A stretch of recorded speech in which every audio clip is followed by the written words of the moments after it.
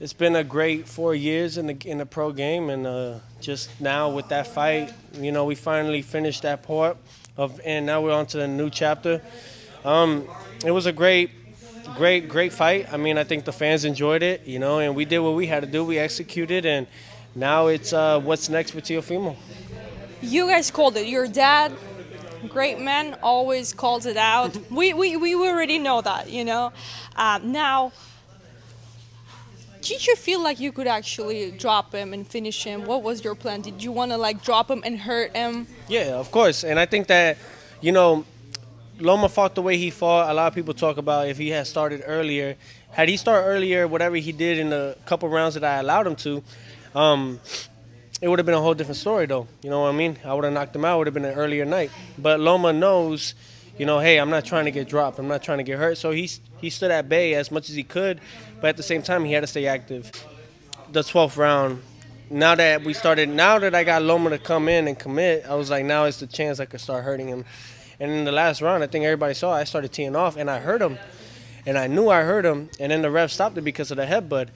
And had he not, I would have dropped him, and he would have took a knee, at least. And then, that would have kind of sealed the deal. And but things happen. We went out there. We showed everyone that even in the last round, it's like it was the first round. And I was happy with that. Watching film, and they noticed that Loma has a way of doing it. Yeah. And he'll go inside and lift it up a little bit. But he knows he has experience.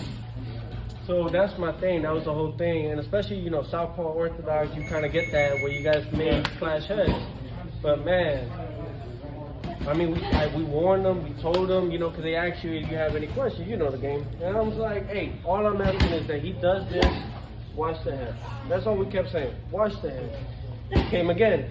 All we asked, watch the head.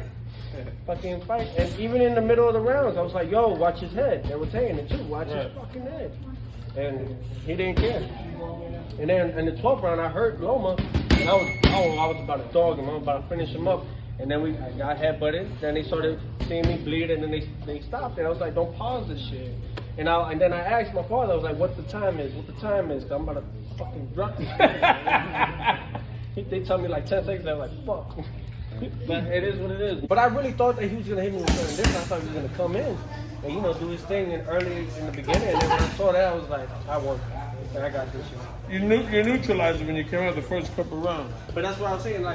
In my head, I was like, I got to keep this jab at bay. I got to keep going, and I got to show him the speed. That's going to surprise him. That's really going to intimidate the man. That shit threw him off. Yeah, when you throw the speed off on that, and then when he coming in, you hit him with something. I heard him a few times in the body. I heard him go, ooh.